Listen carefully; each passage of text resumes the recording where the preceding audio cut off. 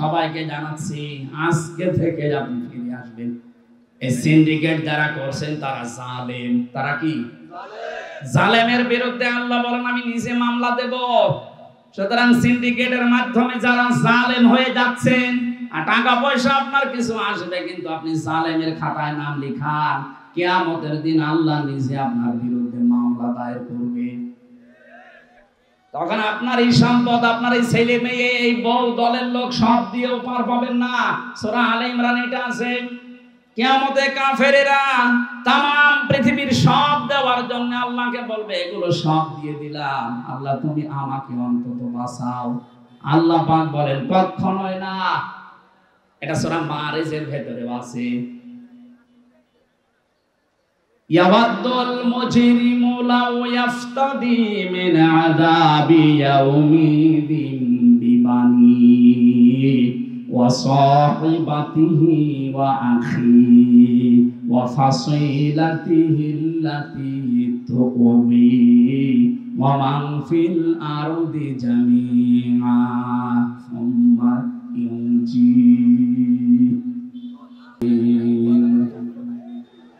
الذي خلق كل شيء زوجين وأوجب علينا الإحسان بالوالدين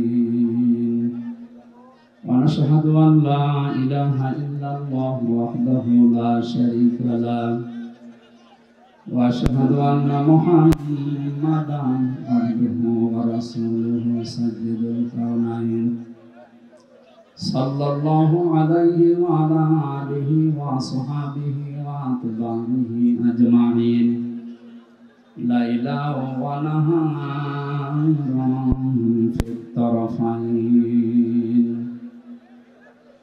فقد قال الله تعالى في كلامه المجيد وبرهانه التوحيد. أعوذ بالله من الشيطان الرجيم.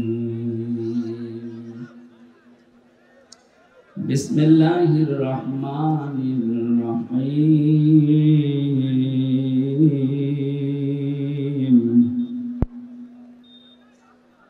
يا أيها الذين آمنوا اتقوا الله وابتغوا إليه الوسيلة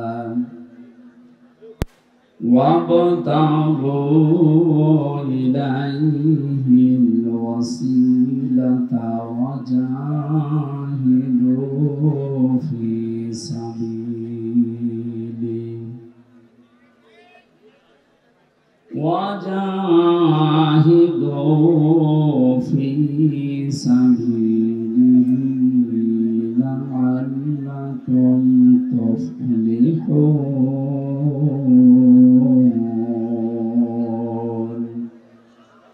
صدقت يا ربنا.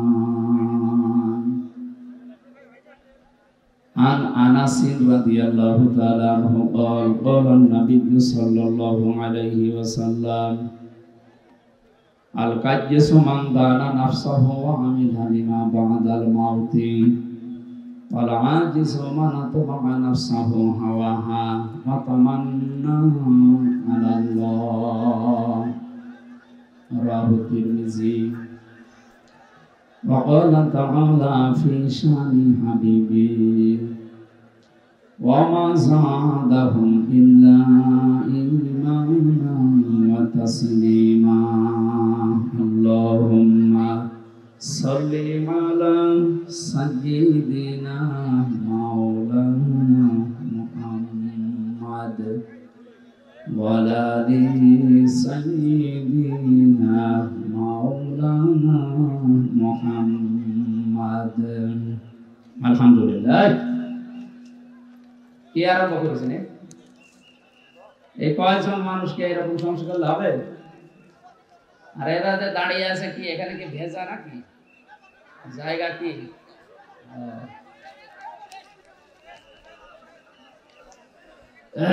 বাংলাদেশের ঐতিহ্যবাহী জেলা বগুড়া শ্রদ্ধার সাথে স্মরণ করছি এই জেলার কৃতি সন্তান, বাংলাদেশের সাবেক প্রেসিডেন্ট শহীদ জিয়াউর রহমান। আল্লাহ রাব্বুল আলামিন তার কবরটাকে জান্নাতুল ফেরদাউস যেন বানিয়ে দেয়। গাবতলী থানার অন্তর্গত খফি মাদ্রাসার উদ্যোগে তাফসীরুল কোরআন মাহফিলের স্বনামধন্য সভাপতি, অত্র এলাকার স্বনামধন্য ব্যক্তিত্ব জনাব আলহাজ মাকসুদুর রহমান বিপ্লব,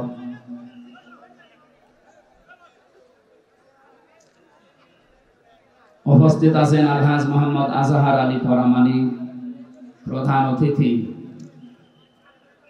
জেলার কৃতি সন্তান সহ সভাপতি বগুড়া জেলা বিএনপি এবং সভাপতি গাবতলী থানা বিএনপি জনাব জননেতা মোরশেদ মিল্টন দামাত বারকাতুহুমুল আলিয়া, বিশেষ অতিথি জনাব আজাদুল ইসলাম আসাদ, আমন্ত্রিত অতিথিবৃন্দ যারা আলোচনা রাখলেন, ওয়ারাফা'না লাকা যিকরাক, তাদের মর্যাদা সম্মান আল্লাহ তাদের ঈমান এবং আমলের উপরে ভিত্তি করে যেন বাড়িয়ে দেন, বলেন আমিন। সামনে বসা মুসলমান ভাইরা, পর্দার আড়ালের সম্মানিত মা এবং বোনেরা, প্রাণ প্রিয় বগুড়াবাসী, আমি এই গাবতলী থানায় প্রবেশ করে ওই লোকটাকে খুঁজছিলাম। আগস্টের 5 তারিখের আগে এখানে আসার কারণে যিনি আমাকে এই মাঠের ভেতর দিয়ে তাড়া দিয়েছিল। আমি প্রায় 1-1.5-2 কিলোমিটার শুধু দৌড়িয়েছি। আমি আর ওসি সাহেবকে খুঁজছি, কি যেন নাম ওর, আবুল কালাম। উনি যে কোথায় আছে আমি বহু জায়গায় খোঁজ লাগিয়েছি, লোকটাকে পাচ্ছি না। মানে কোন গর্তে যে লুকিয়েছে। আপনার যদি এত ক্ষমতা, উনি বলেছিল যদি হামসার সাহস থাকে তাহলে থানায় এসে আমার সাথে দেখা করবে। ওই সময় আমার পরিবেশ ছিল না। এখন আমি ওপেন বলছি, ওর কানে যদি এটা যায় সে যেন অন্তত আমার সাথে দেখা করে। সময় পাল্টিয়ে গেছে।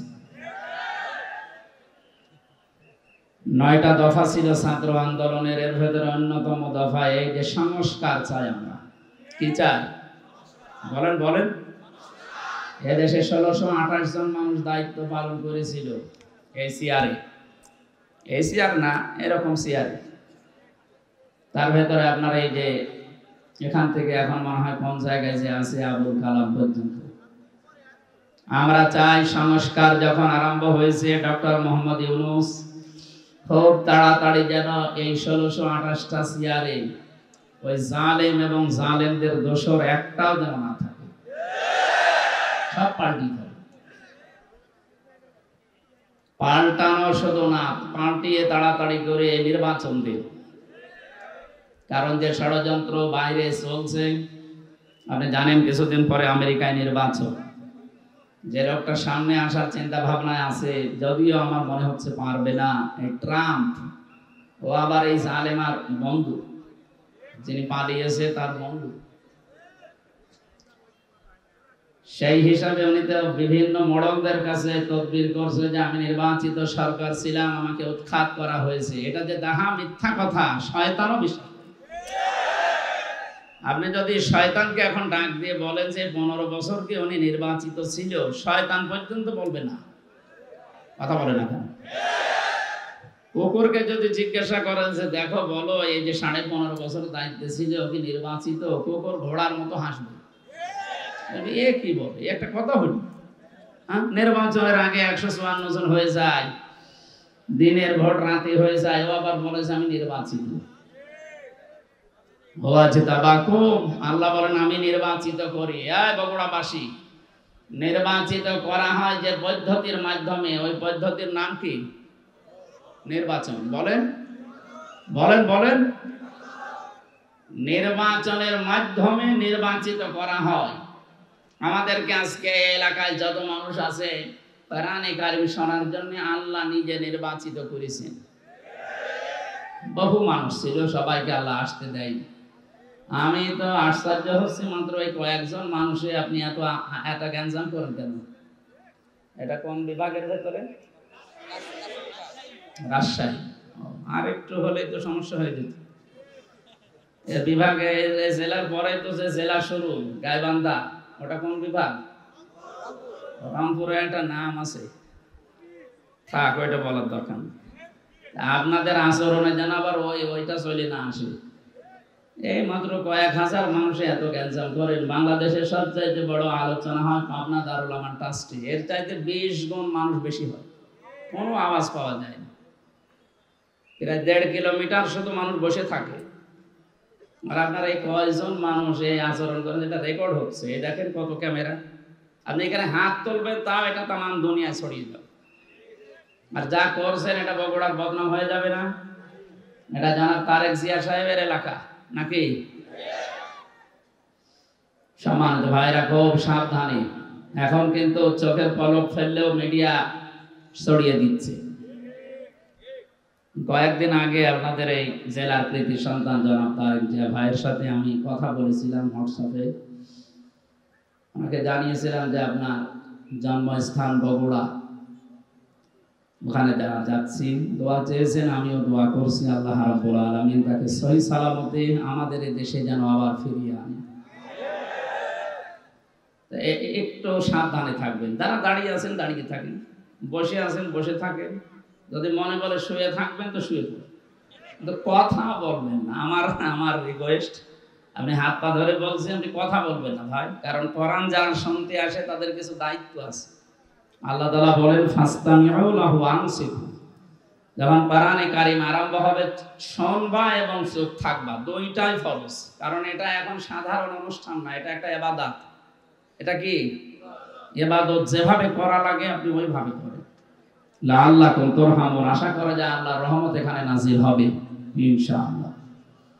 এটা তো যারা শ্রোতা দর্শক তাদের গেল, আমরা যারা বলতে আসি আমাদেরও কিছু দায়িত্ব আছে।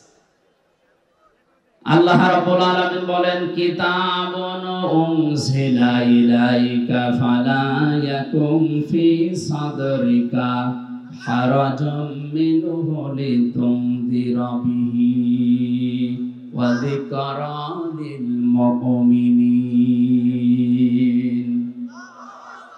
আল্লাহ বলেন এই যে একখানা কিতাব, এটা আপনাকে আমি দিয়েছি, একটাই মাত্র কিতাব পৃথিবীতে পাঠিয়েছি, বাকি যা দুনিয়ায় পাঠিয়েছি সব এই কিতাবের ব্যাখ্যা। প্রশ্ন আসতে পারে, বড় বড় আসমানি কিতাব আছে এখন 3টা, ছোট সহিফা আছে 100টা, ওইগুলো হ্যাঁ ওগুলো কিতাব, কিন্তু কিতাবের ব্যাখ্যা। এটা নাজিল হওয়ার আগে যত কিতাব যত বই বলেন পুস্তক বলেন আল্লাহ দুনিয়াতে পাঠিয়েছেন, প্রত্যেকটা কিতাব এই কিতাবের ব্যাখ্যা করার জন্য এসেছিল। সূরা ফাতিহার ভেতরে আল্লাহ যা দিয়েছেন, পুরা তাওরাতের ভেতরে আল্লাহ তাই দিয়েছেন, পুরা ইনজিলের ভেতরে আল্লাহ যা দিয়েছেন, বিসমিল্লাহর ভেতরে আল্লাহ তাই দিয়ে দিয়েছেন। আর সহিফার কথা আমরা জানি 100টা। হযরত ইব্রাহিম, হযরত শীশ, এই সমস্ত নবীদেরকে আল্লাহ সহিফা দিয়েছিলেন। এই নবীগুলো যত কিছু দুনিয়ার মানুষকে জানিয়েছে সব আল্লাহ পাক সূরা ইখলাসের ভেতরে দিয়ে দিয়েছেন। সুতরাং এই একটাই মাত্র কিতাব। হে নবী, আপনাকে আমি এটা দিয়েছি, শুধু চুমা খাবেন আর মাথার উপরে রেখে দেবেন। এদেশে তো এটা চলে। এই কিতাব আমি কেন দিলাম জানেন? হাদা বায়ানুল লিন্নাস, আপনি এটা বর্ণনা করবেন মানুষের সামনে। কোন মানুষ? লিন্নাস, লাম শব্দ ব্যবহার করা হয় আরবি গ্রামার অনুযায়ী 13টা অর্থে। এখানে 9 নাম্বার অর্থে লেখা আছে লাম ব্যবহার করা হয় জীবিত মানুষদের জন্য। কাদের জন্য? এখানে যারা আছেন জীবিত না মরে গেছেন? সুতরাং বর্ণনা আজকে আপনার জন্য। যদিও 15.5 বছরের নিয়মটা অনেকে তুলে দিয়েছিল, কোরআন আপনি পড়বেন বোঝাবেন, পড়েন বোঝান মরা মানুষকে, জীবিত মানুষদেরকে কোরআন শোনাবে ব্যবস্থা করলে বন্ধ করে দিত। এমনকি এমন সিস্টেম তৈরি করে রেখেছিল 14 জায়গায় পারমিশন নেওয়া লাগবে, ও ছাতা কেউ নেবেও না, কোরআন শুনতেও যাবে না। অলিখিত একটা ঘোষণা ছিল, কোরআন যেন মানুষ শুনতে না পারে। এই উপলব্ধিটা ছিল আবু জাহেলের। 1,500 বছর আগেও জেনেছিল যে আমি যে চেয়ারে বসে আছি এটা তো অবৈধ চেয়ার। জনগণ যদি মুহাম্মদুর রাসূলুল্লাহর কণ্ঠে কোরআন শোনে আর কোরআন যেটা বলতে চায় ওটা যদি বুঝে ফেলে, তাহলে আমার যে চেয়ার আছে এই চেয়ার থাকবে না। কথা বলে না কেন? এই 15.5 বছরে যারা ছিল ওরা আবার ভালোভাবে বুঝতো যে কোরআন যেটা বলতে চায় ওটা আমাদের সাথে মিলবে না। এখানে বিভিন্ন জেলাতে গেলেই বলে হুজুর আমাদের বিরুদ্ধে বলবেন না। আরে ভাই, আপনার পক্ষে বলার মতো কোনো আয়াত তো কোরআনে নেই। আছে? ছাত্রলীগকে নিষিদ্ধ করার পরে অনেকে বলছে না ঠিক হয়নি, ওদের নিষিদ্ধ করার 1000 কারণ আমি জানি। বিশ্বজিৎকে হত্যা মামলায় যে লোকটা আমার সাথে 3 বছর জেলে ছিল, আবরার ফাহাদকে হত্যা মামলার 16 জন আমার পাশে ছিল। ওরা কেন এই কাজগুলো করেছে, কাদের নির্দেশে করেছে, সব এখন আফসোস করে। ওদেরকে নিষিদ্ধ করার জন্য 1000 কারণ আমি জানি, কিন্তু ওদেরকে আপনি জায়েজ ভাবে কাজ করতে দেবেন একটা কারণ বলতে পারবেন না। ওরা যে এইভাবে বৈধভাবে দেশে চলবে কোনো কারণ নেই।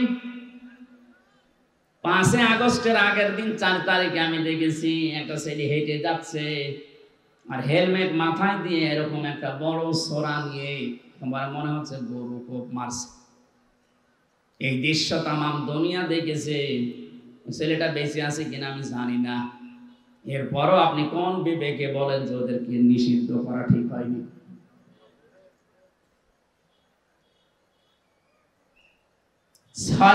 2006 সালে আগস্টের অক্টোবরের 28 তারিখে যে দৃশ্য ওরা দেখিয়েছে, তামাম পৃথিবী হতভম্ব হয়ে গেছে। আমি একবার সিরাজগঞ্জ থেকে যাচ্ছিলাম, ড্রাইভারের পেছনে বসে আছি, দেখি একটা কুকুর পড়ে আছে রাস্তার মাঝে। ড্রাইভার সাহেব কুকুরের উপর দিয়ে না দিয়ে বাম দিয়ে চালিয়ে দিল, গাড়ি একটা ঝাঁকি দিয়ে উঠেছে। জিজ্ঞাসা করলাম আপনি এমন করলেন কেন, এখনো উল্টিয়েছে তো গাড়ি? ড্রাইভার আমার বলছে হুজুর দেখেন না একটা কুকুর পড়ে আছে, আমি ডবল করে চাকা চালাবো, আমার বিবেক নেই। আমি বললাম তো মরা কুকুর, ওরে মারলে কি আর না মারলে কি? ড্রাইভার আমার দিকে ঘুরে বলছে হুজুর আপনি কি আসলে হুজুর? আপনি কেমন হুজুর? আপনি দেখেন যে একটা মরা কুকুর পড়ে আছে, যদিও নিকৃষ্ট। এ পৃথিবীতে জানি আমরা দুইটা জীব একেবারে নিকৃষ্ট, একটা কুকুর আর একটা শুকুর। তারপর আপনার বিবেক বাধা দিচ্ছে যে মরা জিনিস ডবল করে মারা যায় না। অথচ গত বছরে ওই সময় ছিল 7 সাল, গত বছরে 6 সালের অক্টোবরের 28 তারিখে তাম বাংলাদেশ থেকে একজনের নির্দেশ মতো লোকে বৈঠা নিয়ে সৃষ্টির সেরা মানুষকে পিটিয়ে মারার পরে ড্যান্স দিয়েছে। এদেরকে আপনি মানুষ বলেন কোন কায়দায়? আমরা চাই শুধু ছাত্রলীগ না, এদেশে যারা জালেমদের দোষর প্রত্যেককে নিষিদ্ধ করা হোক। যারা মানুষের ভেতরে পড়ে না ওদের কিসের রাজনীতি? আরে মানুষ তো রাজনীতি করবেই মানুষের জন্য। সে যদি মানুষ পিটিয়েই মেরে ফেলে তো ওর রাজনীতি করার দরকার কি? আপনি অন্য নীতি করেন।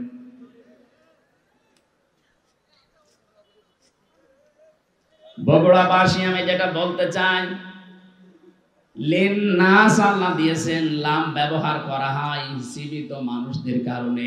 সুতরাং কোরআন শোনানো লাগবে, কোরআন বোঝানো লাগবে জীবিত মানুষকে, না মরা মানুষ? আমরা এই সিস্টেম পাল্টাতে চাই। মানুষ মারা গেলে দেখা যায় উনি ডাক দিয়েছে 10 জন হাফেজ মনে কোরআন শরীফ পড়ে, ও মরিয়ে গেছে, পড়ি করবেন কি? ওর জীবনটা যদি কোরআন কেন্দ্রিক চলে তাহলে মরে গেলে পড়া লাগবে না, কোরআন তাকে সুপারিশ করবে। আর জীবন যদি চলে উল্টা পাল্টা, এই যে দরবেশের মতো 36,000 কোটি টাকা মারিকাটি করেছে, ওর সামনেও মরে গেলে কোরআন পড়লে ওর আযাব আরো বাড়বে। যখনই আপনি সুদের আয়াত, ঘোষের আয়াত, মানুষের টাকা আত্মসাতের আয়াত আসবে, হাফেজ সাহেব তো পুড়িয়ে যাবে। গজবের ফেরেশতারা ওর লাশের চারিদিকে থাকবে, জিজ্ঞাসা করবে বেটা কি পড়ে কোরআন দিয়ে? এটা তোর জীবনে ছিল, তার মানে ছিল না। ফেরেশতারা বলবে যাক আমাদের মনে ছিল না। কথা বলে না কেন? পাগলকে যদি বলা হয় নৌকা নাড়াবি না, ও বলে আমার মনে ছিল না। আপনি ফেরেশতাদেরকে তো আরো স্মরণ করিয়ে দিচ্ছেন যে এই লোকটা টাকা পয়সা আত্মসাৎ করেছে, এরা আপনি পিটান। এই জন্য আমরা চাই এদেশে কিয়ামত পর্যন্ত ৯৬% মুসলমানের দেশে কোরআন শরীফ চলবে, এটা গোপনে না, ওপেনে। বলেন, কেউ যদি বাধা দিতে আসেন তারপর পরিণতি হবে ওই জালেমের মতো। এখানে কিতাব একটাই, মরণের পরে মানুষকে যে আমরা সবাই জানি যে প্রশ্ন করা হয় ৩টা না ৪টা প্রশ্ন করা হবে। হ্যাঁ, আপনি আমার সাথে বেশি জানেন না। এটা আমার মনে হয় ঠিক হয়নি, এটা নামিয়ে দেন। ঘেমে যাচ্ছে। ফ্যান দিয়েছেন কোথায়? উপরে। এদিকে নাই, যাক বগুড়ার ভেতরে আছে। বগুড়াবাসী প্রথম প্রশ্ন করা হবে মার রব্বুকা অমাদিনুকা। বিশ্বনবীকে সামনে এনে বলা হবে মান হাজার রাজুল, এই লোকটা কে ছিল? এই ৩টার জবাব যদি কেউ সঠিকভাবে বলতে পারে, রব্বি আল্লাহ দীনুন আল ইসলাম হাদা নবিয়ুনা মুহাম্মাদুর রাসূলুল্লাহ সাল্লাল্লাহু আলাইহি ওয়াসাল্লাম, সঙ্গে সঙ্গে ফেরেশতারা বলবে আল্লাহর বান্দা এগুলো পেলি কোথায়? ও বগুড়াবাসী, আপনাকে ৪র্থ নম্বরের প্রশ্নের জবাব দেওয়া লাগবে আমি কোরআনে পেয়েছি। কারণ ফেরেশতারা একটা কিতাবই চেনে। আপনি যদি পৃথিবীর কোন বইয়ের নাম বলেন যে মাইকেল জ্যাকসন একটা বই লিখেছি, এই বইয়ে পেয়েছি, দাঁত মুখ যা আছে আর খুলে ফেলবে। কারণ ফেরেশতারা মাইকেল জ্যাকসন চিনে। কথা বলে না কেন? ৪র্থ প্রশ্ন যেখান থেকে জবাব দেওয়া লাগে তার নাম কোরআন শরীফ। এইটার সাথে যদি আপনার সম্পর্ক না থাকে আপনি জবাব দেবেন কি দিয়ে? তাহলে আমার মূল প্রথম পয়েন্ট ছিল কিতাবুন, একটাই মাত্র কিতাব, উনজিলা ইলাইকা, হে নবী আপনাকে আমি দিলাম। কেন দিয়েছি জানেন? ফালা ইয়াকুন ফি সাদরিকা হারাজুম মিনহু লিতুনজিরা বিহি। এই কোরআন দিয়ে যখন মানুষদেরকে সতর্ক করবেন, আপনার মনের ভেতরে যেন কোনো সংকীর্ণতা কাজ না করে। হারাজনের ব্যাখ্যা আমি ৩৩টা পেয়েছি। হারাজন মানে ভয়, ভীতি, দ্বিধা, দ্বন্দ্ব, সংশয়, সন্দেহ। ৩৩টা অর্থ লেখা আছে তাফসিরে। আপনার মন থেকে এগুলো সব দূর করে কোরআন প্রচার আরম্ভ করবেন। ঘন্টার পরে ঘন্টা কথা বলার দরকার নেই। এ পৃথিবীতে বিশ্ব নবীর মতো এত বড় বক্তা, এত বড় মুফাসসির মাত্র ২৭ মিনিট কথা বলেছিলেন। এই কথাটা নিয়ে কিয়ামত পর্যন্ত মানুষ চিন্তা ভাবনা করছে, এখনো কুল কিনারা পাচ্ছে না। আর আমাদের ২-৫ ঘন্টা চলে যায়, আমাদের কথা শেষ হয় না। কারণ আমাদের কথার ভেতরে কোনো মাল নেই। কথা বলবে না। নবীজির এক একটা কথা নিয়ে চিন্তা হচ্ছে, গবেষণা চলছে। বিদায় হজের যে ২৭ মিনিটের ভাষণ, এখনো পর্যন্ত মানুষের কুল কিনারা করতে পারেনি যে কিভাবে নবীজি এত সুন্দর করে সাজালেন। এখানে যখন কথা বলা লাগবে কোরআন দিয়ে, তখন নিজের মনে যেন কোনো সংকীর্ণতা, ভয় ভীতি কাজ না করে। আল্লাহ আমাকে ওই পর্যায়ে উঠে কথা বলার তৌফিক দিন, বলেন আমিন। এবার আসেন মাঝখানের শব্দ হারাজনের ব্যাখ্যা। ১ নম্বরে হারাজনের ব্যাখ্যা পেয়েছি, যখন আপনি কোরআন দিয়ে কথা বলবেন, সামনে যারা বসে আছে এমন মানুষও পাবেন ওরা আন্দাজে না বুঝে মন খারাপ করবে। এরকম আমাদের দেশে নেই?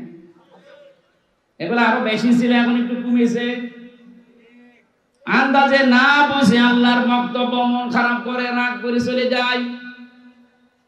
২য় নম্বরের ব্যাখ্যায় পেয়েছি, হে নবী আবহমান কাল থেকে এমন এমন নিয়ম নীতি মানুষ ইসলাম মনে করে পালন করে যেগুলো আসলে ইসলাম না, বানানো ইসলাম। আপনি যখন কোরআনে কারিমের ব্যাখ্যা করবেন, বিশ্লেষণ শোনাবেন, কোরআন যেহেতু একটা আলো, কোরআন কি বলেন? কোরআনের বাইরে যা আছে সব অন্ধকার। আর পৃথিবীতে তিনটা প্রাণী আছে দেখবেন ওরা অন্ধকার ভালোবাসে, আলোতে থাকতে চায় না। একটা পেঁচা, বাদুড় আর চামচিকা। নবগোড়ায় নেই, এরা দিনের আলোতে বের হয় না। রাতের আধার যখন বেশি হয়, অন্ধকার হয় বেশি, তখন বের হয়। বের হয়ে স্থির থাকে না, মানুষের ফসল নষ্ট করে। একলা বসে না, বিভিন্ন জিনিসে হানা দিয়ে ওগুলো নষ্ট করে ফেলে। এই জন্য ওদের নামও দেখেন এরকম ডিজিটাল নাম, পেঁচা, বাদুড়, চামচিকা। নাম শুনলেই মনে হচ্ছে চেহারা মনে হয় একেবারে ঐশ্বরিয়া রায় হবে। পেঁচা নাম শুনলেই মনে হচ্ছে না চেহারা কেমন হবে। হ্যাঁ, কেউ যদি পেঁচা একবার দেখে ওকে আর একবার দেখতে মন চাবে। ওদের কাজ কারবার ওই রকম, খালি মানুষের ফসল নষ্ট করবে, কলা নষ্ট করবে, পানের বরজ নষ্ট করবে। দিনের আলো, সূর্যের আলো ওদের ভালো লাগে না, এই জন্য রাতের আধার ওরা বেছে নেয়, ক্ষতি করে মানুষের। এই পৃথিবীতে কোরআনের আলো, ইসলামের আলো, হাদিসের আলো যাদের ভালো লাগে না, মানুষের তৈরি করা নিয়ম নীতি যেহেতু অন্ধকার, শিরিক, বেদাত, জুলুম, কুফর এগুলো সব অন্ধকার, এগুলোর পথ তারা বেছে নেয়। শিরিকের মাধ্যমে, বেদাতের মাধ্যমে মানুষের দুনিয়ার ঈমান আমল নষ্ট করে। কিয়ামতের ময়দানে পৃথিবীতে যে যে ধরনের অপরাধী, ওই অপরাধের জন্য তার চেহারা আকৃতি আল্লাহ ওই রকম করে দেবে। ইয়ারাফুল মুজরিমুনা বিসিমাহুম ফায়ুখাযু বিন নাওয়াসি ওয়াল আকদাম ফাবিআইয়ি আলাই রাব্বিকুমা তুকাদ্দিবান। বলেন আল্লাহু আকবার। আল্লাহ বলেন অপরাধী যারা পাপিষ্ঠ ওদেরকে কিয়ামতে ওদের চুলের মুঠি ধরে আর পা ধরে আমি তুলবো, যেন অপমান বেশি হয়। আমরা ছোট ছোট বাচ্চাদেরকে দেখি যখন দোল দেওয়া হয়, দোল না যার গরিব মানুষ নেই, মার বাবা কেউ হাত ধরে দুইজন, কেউ পা ধরে দুইজন, এভাবে দোল দেয়। দোলে দোলে বলে না।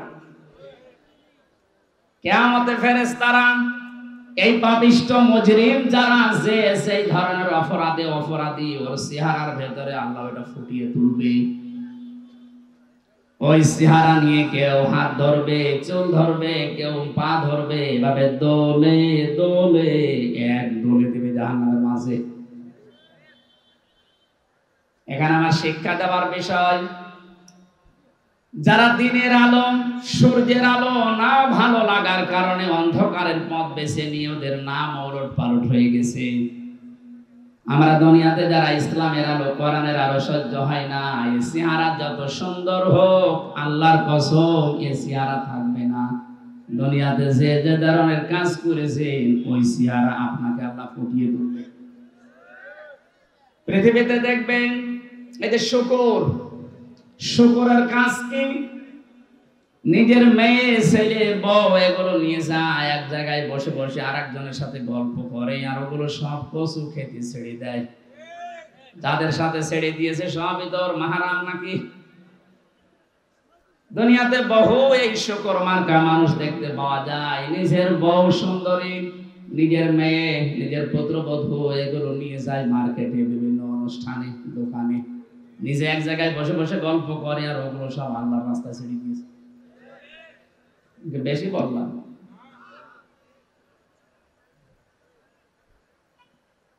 অনেকে এমনও দেখা যায় নিজের স্ত্রী যদি একটু সুন্দর হয়, ও দিশায় পায় না করবে কি, ও মনে করে মানুষকে দেখাতে পারলেই সওয়াব। আমি যখন বিশ্ববিদ্যালয়ে ছিলাম ওই সময় দেখে কুষ্টিয়ার ওই যে গোল চত্বরে একজন নিয়ে যাচ্ছে মোটরসাইকেলে করে তার বউ।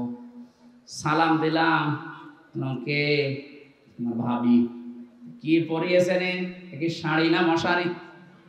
একবার তাকানোর পর আর তাকানো যাচ্ছে না, এত পাতলা। আমার কানের কাছে মুখ নিয়ে বলছে, হামজা আমি তো সারা জীবন দেখলাম, আমি আর কত দেখবো, এলাকার মানুষের হক নেই। হক আদায় করে বেড়াচ্ছে, এরকম হক আদায় করা পাবলিক দেশে নেই। যারা নিজের বউ দিয়ে, মেয়ে দিয়ে, পুত্রবধূ দিয়ে হক আদায় করেন, কিয়ামতের দিনে আকৃতি আল্লাহ বানিয়ে দেবে শুকুরের। আমার তো এই আয়াতের ব্যাখ্যা পড়ার পরে মনে হয় বাংলাদেশে বহু মানুষের আকার থাকবে না, শুকুর হয়ে যাবে। কথা বলে না কেন? কিছু মানুষকে আল্লাহ কুকুরের আকৃতি দিয়ে তুলবেন। স্বভাব হচ্ছে আপনি দুইটা কুকুরকে খাবার দেন, একটাকে যা দিয়েছেন মরণ পর্যন্ত খেলেও শেষ করতে পারবে না, এত খাবার ওরা। তারপরও দেখবেন পাশে প্রায় হামলা দেয়। 15.5 বছরে যারা অর্থ কামিয়েছেন, আমার মনে হয় ওর 14 বংশ যদি দুনিয়ায় থাকে শেষ করতে পারবে না, এরপরও জনগণের প্রায় হামলা দিয়েছে। গতকালকে 100 সিট ধরা পড়েছে রাত্রে। এত টাকা পয়সা আপনি পেলেন কোথায়? আমি একজন ওসি সাহেবকে পড়াতাম ওই সময় 9 সালে যখন ভার্সিটিতে প্রথম ভর্তি হই। ওনার বেতন মাত্র ওই সময় 32,000 টাকা। ওনার ছেলে মেয়ে বউ ঢাকাতে যে ফ্ল্যাট নিয়ে থাকে ওটার ভাড়া হচ্ছে 55,000 টাকা। আমি একদিন বললাম, স্যার আপনার বেতন 32,000, অথচ আপনার ফ্ল্যাট যেটা ভাড়া আছে, আপনার বউ ছেলে মেয়ে থাকে ঢাকাতে, এটা 55,000, কিভাবে কি? হুজুর সব আল্লাহ চালায়। কে চালাচ্ছে? সব আল্লাহ চালাচ্ছে।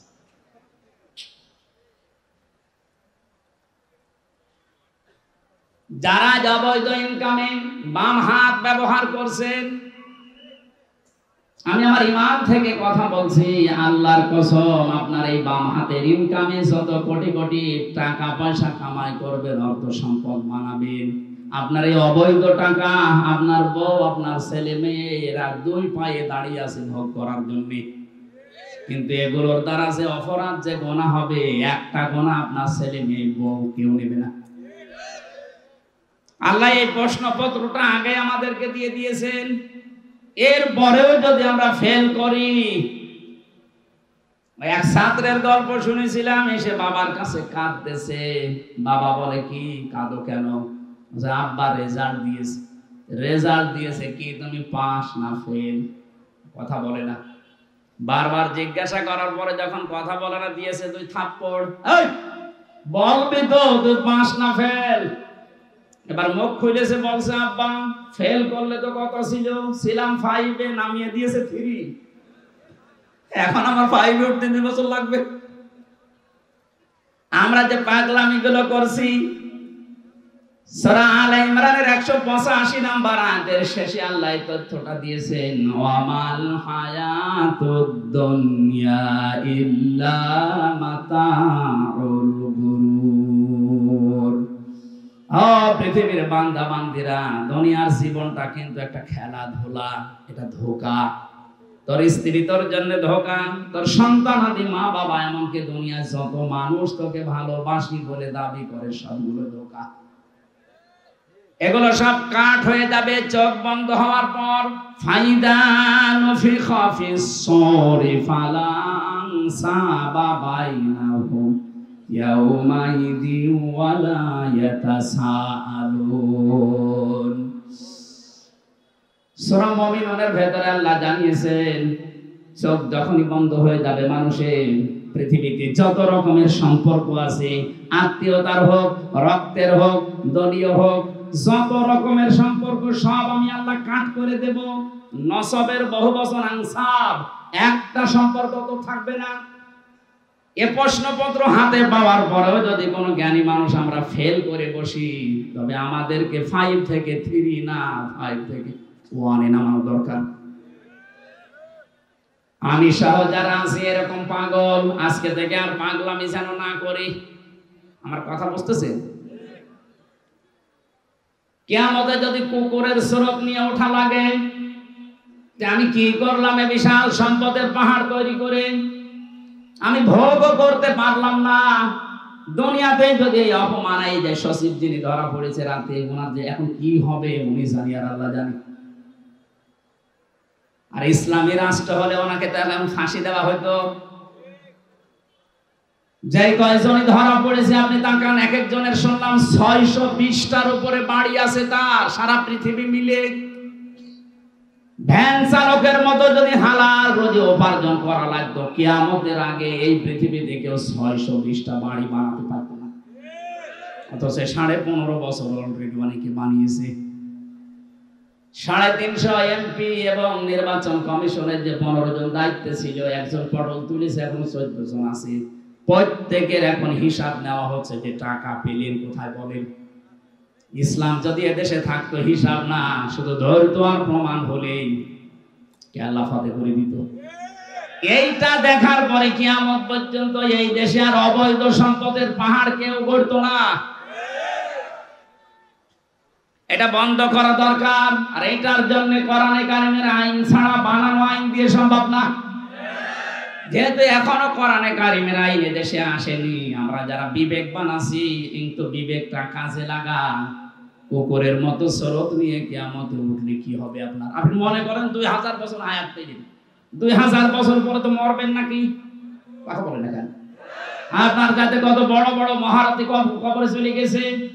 বিশ্ব নবীকে আজরাইল অফার দিয়েছিল, আপনি যদি থাকতে চান যতদিন ইচ্ছা থাকতে পারবেন। নবীজি বলেছেন তারপরে কি? বলে হ্যাঁ, তারপরে মরা লাগবে। নবীজি বললেন দেখো, মরা যদি লাগবে তখন আমার রেখে যাওয়া দরকার নেই, আমার নিয়ে চলো। তারে তো অফার দেওয়ার পরে তিনি গ্রহণ করেননি, আর আপনার অফার নেই। সর্বোচ্চ এদেশের এখন গড় আয়ু হচ্ছে 65-67 বছর। এরপরে যদি বেঁচে থাকেন, মনে করবেন আপনি বোনাস পেয়েছেন, আমাদের হায়াত ধার করে বেঁচে আছেন। কথা বলেন না? যিনি পালিয়ে গেছে বারবার ওখান থেকে, যে মোবাইলে কল রেকর্ড করে এডিটিং করে ফাঁস করছে, বলছে আমি আসতেছি, লিস্ট করে রাখো। আপনি আবার কবে আসবেন? আপনার যা বয়স, এ বয়সে তো এমনি আমাদের হায়াত নিয়ে আপনি বেঁচে আছেন। কথা বলেন না? 65 থেকে 67 যদি গড় আয়ু হয়, তাহলে ওনার বয়স এখন, কথা বলেন না, উনি আমাদের হায়াত নিয়ে বেঁচে আছে, তারপরও বলছে আমি আসতেছি। আমরা এই মুহূর্ত থেকে শুধু মাহফিল শুনতে আসা না, আমরা এই মুহূর্তে সিদ্ধান্ত নেওয়া লাগবে কিয়ামতে যেন আমার আকৃতিটা অন্তত হামজার আকৃতি থাকে, কুকুর হয়ে না যায়। কিছু মানুষের আকার হবে সাপের মতো। তাফসিরে ফি জিলালিল কোরআন মুফাসসির লিখেছেন, সূরা রহমানের এই তাফসিরে 10 প্রকার আকৃতির কথা ওখানে আছে। সাপের কাজ কি? একটা মানুষকে সবল দেয়, লোকটা মারা যায়, সাপের কোনো লাভ হয়? বলেন না কেন? এই 15.5 বছর আপনি তাকান, অধিকাংশ মানুষের চেহারা সুরত কিয়ামতের সাপের মতো হবে। কারণ এরা সকাল থেকে ওঠার পরে বিকাল পর্যন্ত শুধু ধান্দায় থাকতো, কার ক্ষতি করব, কাকে বিপদে ফেলবো, কাকে মিথ্যা মামলা দিয়ে ধরিয়ে দেব। লোকটার মাঝখানে ক্ষতি হয়ে যেত, এর কোনো লাভ হতো না। আর এর লাভ হতো একটু পদ পেত। কারণ এই দেশে যত নিরীহ মানুষকে আপনি বিপদে ফেলতে পারবেন, এই জালেমদের নীতি ছিল তাকে উপরে তুলে দেওয়া। কি হয়েছে এখন আপনার? এখানে আহ্বান জানাচ্ছি, শুধু দুনিয়া না, আর একটা জগৎ যেহেতু সামনে আছে, আমাদের আকার আকৃতি যেন সাপের মতো, কুকুরের মতো, শুকুরের মতো, পেশাবাদুর সামসিকার মতো হয়ে না যায়। আমাদের এই আকার আকৃতি যেন কিয়ামতে আল্লাহ মানুষের মতো রাখে। বলেন আমিন। আবহামান কাল থেকে এমন এমন নিয়ম নীতি চালু করা আছে ইসলামের নামে, হে নবী যখন কোরআনের তাফসীর করবেন, ব্যাখ্যা করবেন, ওইগুলো টিকবে না। কারণ কোরআন মানে আলো, আলো আসলে অন্ধকার দূর হবে। আলো জ্বালালে অন্ধকার দূর। অন্ধকার যখন দূর হয়ে যাবে, ওরা চিন্তা করবে একই এতদিন আমি এই জুলুমের ব্যবসা, শিরকের ব্যবসা, বেদাতের ব্যবসা করে খাচ্ছিলাম, এ দেখি সব উল্টিয়ে গেল। ওই মানুষগুলো তখন আপনার উপরে রেগে ফেলবে, এমনকি আপনাকে তেড়িয়ে আসবে মারার জন্য। এটা সূরা হজের ভেতরে আছে। ওই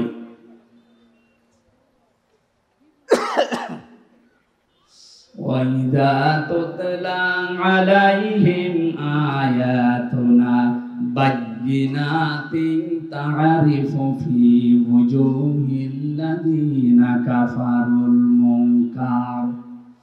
আল্লাহ পাক বলেন যখন আমার আয়াতগুলো তেলাওয়াত করে বিশ্লেষণ করবেন, বাজ্যনাত মানে দলিল আর প্রমাণ দিয়ে দিয়ে বলবেন, হে নবী দেখবেন কিছু মানুষ আছে ওরা রাগে ফুলবে এবং আপনার দিকে তেড়ে আসবে।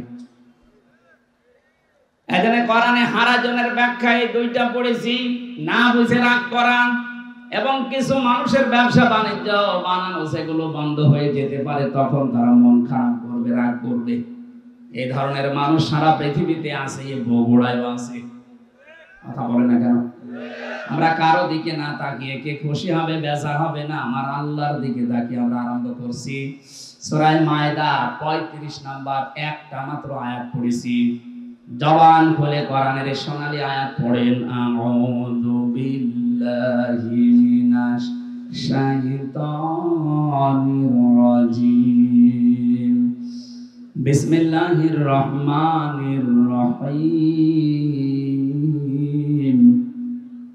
ইয়া আইয়ুহাল্লাযীনা আমানুত্তাকুল্লাহ ওয়াবতাগু ইলাইহিল ওয়াসিলা ওয়াজাহিদু ফি সাবিলিহি লাআল্লাকুম তুফলিহুন। সাল্লাল্লাহু আলাইহি। কোন সূরা বললাম যেন? মায়দা। বলেন না কেন? এটা একটা ক্লাস চলছে, ছাত্রের মতো 1 2 ছেলেরা যেভাবে জবাব দেয় ওইভাবে জবাব দিবে। কোন সূরা? মায়দা মানে দস্তরখানা। মায়দা মানে কি? খাবারের প্লেট। তামাম পৃথিবীটাকে আল্লাহ একটা খাবারের প্লেট বানিয়ে দিয়েছেন। এজন্য রিজিক নিয়ে, খাবার নিয়ে আপনার চিন্তা করার দরকার নেই। আপনার চিন্তা করা দরকার আপনার জীবন নিয়ে। আপনাকে দুনিয়াতে পাঠানোর 50,000 বছর আগে আল্লাহ পাক রিজিকের ব্যবস্থায় দুনিয়ায় ছড়িয়ে রেখেছেন।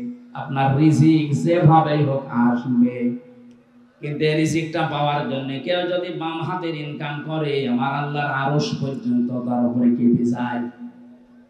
আজ বাংলাদেশকে অস্থিতিশীল করার জন্য অনেক মানুষ, ব্যবসায়িক যারা আছেন, সিন্ডিকেট করে বিভিন্ন জিনিসের দাম বাড়িয়ে দিচ্ছেন। এক কথা বলছেন না? আপনার কত টাকা লাগবে? বিশাল তিমি মাছে টন টন খাবার লাগে প্রতিদিন। আল্লাহ তার রাজ্জাক নামের কারণে যদি এই তিমি মাছকে খাওয়াতে পারে নদীর ভেতরে, সাগরের ভেতরে, মহাসমুদ্রে, আপনি মানুষ হামজা কয়েক ছটাক মাত্র খাবার লাগে। এই খাবার আল্লাহ তার রাজ্জাক নামের কারণে দিতে পারে না। আপনি কোন কারণে বাম হাতের ইনকাম করেন বলেন তো? কি কারণে সিন্ডিকেট করছেন এই ব্যবসায়ীরা? হাদিস পড়েছি, যারা মানুষকে কষ্ট দেওয়ার জন্য ব্যবসায়ী যারা, ওয়াইলুল লিল মুতাফফিফিন আল্লাযীনা ইযা তালু আলান নাসি ইস্তাওফুন। এই পৃথিবীর ময়দানে যারা খাদ্যে ভেজাল দেয়, ওজনে কম বেশি করে, আর সিন্ডিকেট করে করে মানুষকে কষ্ট দেওয়ার জন্য খাবারকে সংকট তৈরি করে, এগুলো আল্লাহর ভাষায় জালেম। এটা রেকর্ড হচ্ছে, সারা বাংলাদেশে যাবে। সবাইকে জানাচ্ছি, আজকে থেকে আপনি ফিরে আসবেন। এই সিন্ডিকেট যারা করছেন তারা জালেম। তারা কি? জালেমের বিরুদ্ধে আল্লাহ বলেন আমি নিজে মামলা দেব। সুতরাং সিন্ডিকেটের মাধ্যমে যারা জালেম হয়ে যাচ্ছেন, আর টাকা পয়সা আপনার কিছু আসবে, কিন্তু আপনি জালেমের খাতায় নাম লিখান, কিয়ামতের দিন আল্লাহ নিজে আপনার বিরুদ্ধে মামলা দায়ের করবে। তখন আপনার এই সম্পদ, আপনার এই ছেলে মেয়ে, এই বউ দলের লোক সব দিয়েও পার পাবেন না। সূরা আলে ইমরান এটা আছে। কিয়ামতে কাফেরেরা তামাম পৃথিবীর সব দেওয়ার জন্য আল্লাহকে বলবে, এগুলো সব দিয়ে দিলাম, আল্লাহ তুমি আমাকে অন্তত বাঁচাও। আল্লাহ পাক বলেন কখনোই না। এটা সূরা মারিজের ভেতরে আছে। ইয়াওয়াদুল মুজরিমু লাউ ইয়াফতাদি মিন আযাবি ইয়াউমিদিন বিবানি ওয়া সাহিবাতিহি ওয়া আখি ওয়া ফাসিলাতিহি আল্লাতী তুমি ওয়া মান ফিল আরদি জামিআ সুম্মা ইউনজি। আল্লাহ পাক বলেন প্রথমে যখন বিচার করব এই মানুষগুলোর যারা জালেমের তালিকায় নাম আছে এদেরকে ডাক দেওয়া হবে। সিন্ডিকেট করলে তার নাম আল্লাহর তালিকায় কি বলেন তো? আরো জোরে, জোর হলো না, আরেকবার। এদেরকে ডাকার পরে ওরা বলবে আল্লাহ আমার এই যে মেয়ে আছে, আমার বউ আছে, আমার স্ত্রী সন্তান আছে, আমার টাকা পয়সা আছে, আমি কামাই করেছি বৈধ অবৈধ মিলে, অমাং ফিল আরদি জামিআ, এমনকি দুনিয়ায় যা আছে আমার স্থাবর অস্থাবর সব আমি দিয়ে দিলাম। এগুলো কি আর কি মনে হচ্ছে আপনার কাছে? আল্লাহর কথা কোনো মিথ্যা নেই। আল্লাহ বলেন এর পরেও লোকটা কেঁদে কেঁদে শেষে বলবে সুম্মাইনজি, আমাকে আপনারা মাফ করেন। আজকে সচিব যেভাবে হাত জোড় করেছে সেনাবাহিনীর কাছে যে যা আছে সব নিয়ে যান, আমারে বাঁচান, ওরা ছেড়ে দিচ্ছে। সেনাবাহিনী যদি আপনাকে না ছাড়ে অবৈধ ইনকামের কারণে, কিয়ামতে মাহশারে আদালতে কোটি কোটি মানুষ থাকবে, সবার সামনে আপনার বিচার হবে। আল্লাহ পাক বলবেন না কাল্লা, কখনোই না, ইন্নাহা লাযা, পরে আমি লাজাই দেব। লাজা কি? না, কাল্লা ইন্নাহা লাযা, তবে আমি লাজাই দেব। কোরআনে কারিমের সূরা মারিজের আয়াতের ভেতরে আল্লাহ বর্ণনা দিয়েছেন লাজাই দেওয়া হবে তোরে। নাযাআতাল লিশাওয়া তাদউ মান আদবারা ওয়া তাওয়াল্লা ওয়া জামাআ ফাআওয়া। লাজার প্রথম পরিচয় আল্লাহ বলেন এমন একটা জাহান্নামের দরজা দিয়ে তোরে প্রবেশ করাবো, ওই ঘরে ঢুকলে তোর চামড়া আগে আলাদা হয়ে যাবে। পৃথিবীতে বহু শাস্তির জায়গা আমি দেখেছি। আয়না ঘরে আমারে 10 দিন যে অত্যাচার করেছিল ওরা আমার উপরে, আমি নিজে তো সাক্ষী, আমি দেখেছি। উল্টো করে আমারে ঝুলিয়েছে, চোখ বেঁধে পেছনে হাত হ্যান্ডকাপ দিয়ে মাথায় দড়ি দিয়ে 11 ঘন্টা টাঙিয়েছে। খাবার দাবার না, পানি চেয়েছিলাম বলে পানি নেই। বহু প্রশ্ন আমাকে করেছে, যে সমস্ত জিনিস দিয়ে যে নখ তুলে নেয়, এই সমস্ত জিনিসগুলো সামনে এনেছিল। অত্যাচার জুলুম যতটুকু আমি পেয়েছি, কিন্তু আমার শরীর থেকে কোনো চামড়া খসেনি। কথা বুঝতেছেন? কিছু মানুষের নখ তোলা আছে আমি দেখেছি। ওই মাটির নিচে যে ঘরের ভেতর আরো অত্যাচার করে, ওই মানুষগুলোর কিছু হাড়ও আমাকে দেখিয়েছে যে এইগুলোকে শেষ করে ফেলেছি। শিবিরের কেন্দ্রীয় সাবেক সভাপতি দেলাওয়ার ভাই এবং মাসুদ ভাইকে যারা কুত্তার মতো পিটিয়েছিল, কুকুরকে যেভাবে মানুষ পিটায়, লাঠি দিয়ে, গোতা দিয়ে, লাঠি দিয়ে যেভাবে মারে, আমারে বলছিল যে এইভাবে আমরা মেরেছিলাম। আল্লাহ এমন শোধ নিয়েছে, এখন তারা গর্তের ভেতর থেকে বের হওয়ার কায়দা নেই। আমি এখানে নাযাআতাল লিশাওয়া এর ব্যাখ্যায় কথা বলছিলাম। পৃথিবীতে বহু শাস্তির জায়গা আমি দেখেছি। পৃথিবীর বড় বড় হাজতখানার নাম শুনেছি, কারাগারের। আমেরিকার ওই কারাগার খুব কঠিন, ব্রিটেনের কারাগার খুব কঠিন, রাশিয়ার কারাগার খুব কঠিন, কিন্তু মানুষের চামড়া তুলে ফেলে এমন জায়গা আমি শুনিওনি, পাইওনি। আল্লাহ বলেন এমন একটা ঘর বানিয়েছি, ওখানে ঢুকলে আগে চামড়া খসে যাবে। এই লাজা কাদেরকে ডাকবে জানো? 2টা গুণ যাদের ভেতরে আছে, তাদউ মান আদবারা ওয়া তাওয়াল্লা, ওদেরকে লাজায় ডাক দেবে, আসো ভাতিজা আসো। বলে না এটা? আসো ভাতিজা আমার দিকে আসো। কাদের? যারা সত্যকে সত্য জানার পরে মুখ ফিরিয়ে থাকতো। এ বাংলাদেশে এই রোগ বেশি, চোখে আঙ্গুল দিয়ে দেখিয়ে দেওয়া হয়, এরপরও ঘাড় ঘুরিয়ে চলে যায়। আপনার কি করা লাগবে? ফেরেশতা এসে আপনাকে পিটাবে, তাহলে তো সব হয়েই গেল। নবীজিকে আল্লাহ জানিয়েছেন, হে নবী আপনি দাওয়াতি কাজগুলো করেন। ওরা যে মানতে চায়, ওরা কি চায়? ওরা কি চায় যে মেঘ থেকে কেউ এসে আপনার নবুয়তের সাক্ষী দিবে। এরকম যদি কেউ দেয়, তাহলে আমরা দুনিয়ায় পাঠানোর দরকার কি? এটা তো পরীক্ষার জায়গা। আমাকে না দেখে ওরা ফিরে আসে কিনা আমি এটা দেখতে চাই। সুতরাং সত্যকে সত্য জানার পরেও যারা মুখ ফিরিয়ে চলে যান, ঘাড় ঘুরিয়ে চলে যান, আপনার স্থান হবে ওই গাছায়। গেলে আপনার চামড়া আগে খসে যাবে। দুই নম্বরে যারা মাল সম্পদ জমা করে আর বারবার হিসাব করে কত হচ্ছে। 15.5 বছরে বহু মানুষ এই করেছিল, শুধু জমা করতো আর হিসাব করতো, এরকম হয়েছে। একটা এখন ভোগ করার কোন কায়দা আছে? এখন যে দাবি করবে এইটা আমার, দাবি করলে মার খাবে। আমার ভাইরা, আমি যে কথাটা তুলেছিলাম, সূরা মায়েদা আল্লাহ রাব্বুল আলামিন জানাতে চেয়েছেন, বান্দা মাত্র কয়েক 6টা খাবার লাগে তোমার জন্য, এতটুকু খাবারের জন্য তুমি ডান বাম হাত কিছু মানো না, সব হালাল করে নাও বাবা, শাহজালাল সব হালাল। অথচ তাম দুনিয়াটা আমি দস্তরখানা খাবারের প্লেট বানিয়েছি। আজ যারা সিন্ডিকেট করে করে মালের দাম বাড়িয়ে দিচ্ছেন, কিয়ামতে আপনাকে আল্লাহ নিজে নাজায় ঢুকিয়ে দেবে। বলেন নাউজুবিল্লাহ। এটা শুধু যদি বগুড়ার জন্য হতো, এই আয়াতগুলো আমি পড়তাম না। সারা বাংলাদেশ সহ বিশ্বের সব জায়গায় এটা বিভিন্ন ভাষায় যাবে। সবাইকে উদ্দেশ্য করে বলছি, আমরা যেন পাগলামি না করি। কার জন্য করছেন? যার জন্য করছেন ওইটাই আপনার দুশমন হয়ে দাঁড়াবে। আল্লাহ পাক এই সূরাতে যতগুলো আয়াত দিয়েছেন, মাত্র একটা আয়াত আমি পড়লাম, 120টার উপরে আয়াত আছে। একটা মাত্র আয়াতে দেখেন কত কত কথা আল্লাহ লুকিয়ে রেখেছেন। এই জন্য তাফসীর করতে গেলে যদি এক শব্দ নিয়ে কেউ চিন্তা ভাবনা করে, তার জীবন শেষ হয়ে যাবে। কোরআনের শব্দের কথা শেষ হবে না। আল্লাহ এখানে প্রথমে ডাক দিয়েছেন ঈমানদারকে, কোনো বেঈমানকে ডাকেননি। আমরা যেহেতু ঈমানদার, আল্লাহ আমাদেরকে ডাক দিয়ে বলেন ইত্তাকুল্লাহ, আমাকে ভয় করো। ভয় করা মানে কি? এই যে দুবাই থাকে, এই ভাইয়ের মতো বিশাল জুব্বা গায়ে দিয়ে, পাগড়ি একটা মাথায় দিয়ে, হাতে তাসবিহ নিয়ে শুধুমাত্র সুবহানাল্লাহ সুবহানাল্লাহ, এটা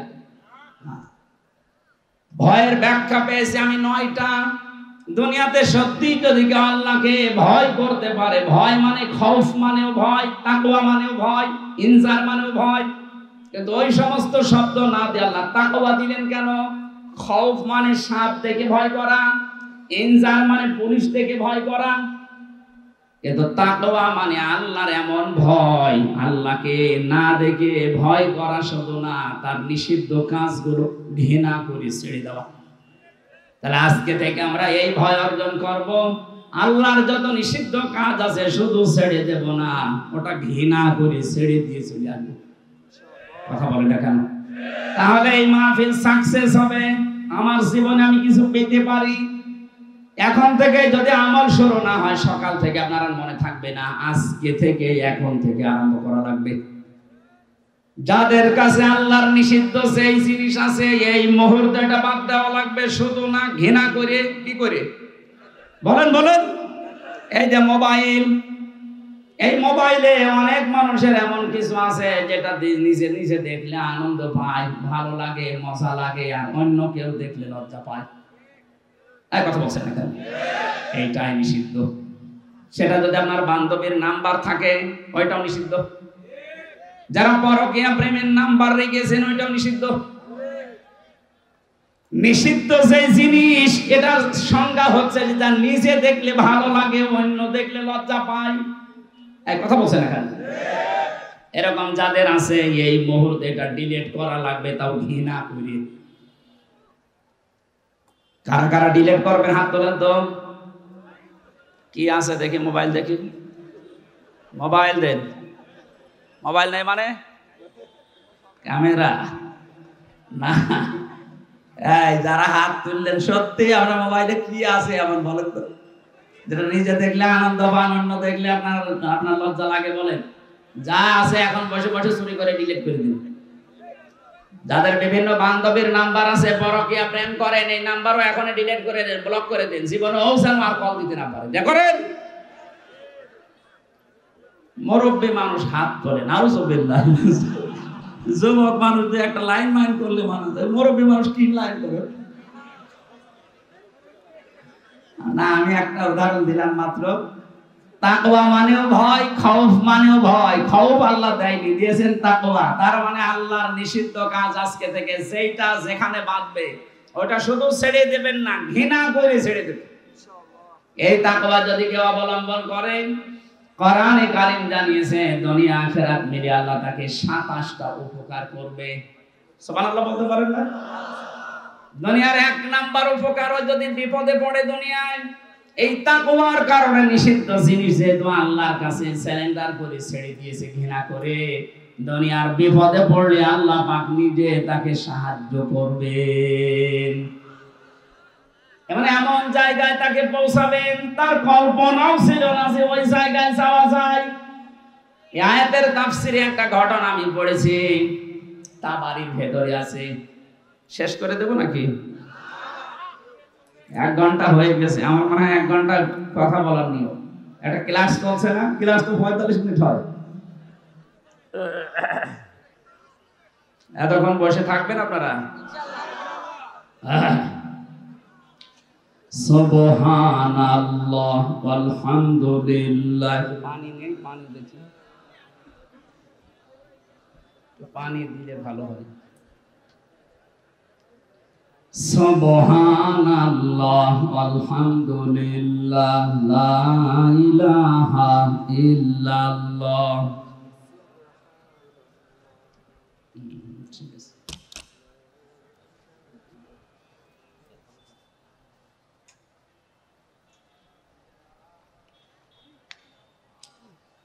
জিনিসপত্র তো ভালোই লাগিয়েছে না? ঠিক আছে, রুচি আছে এদের।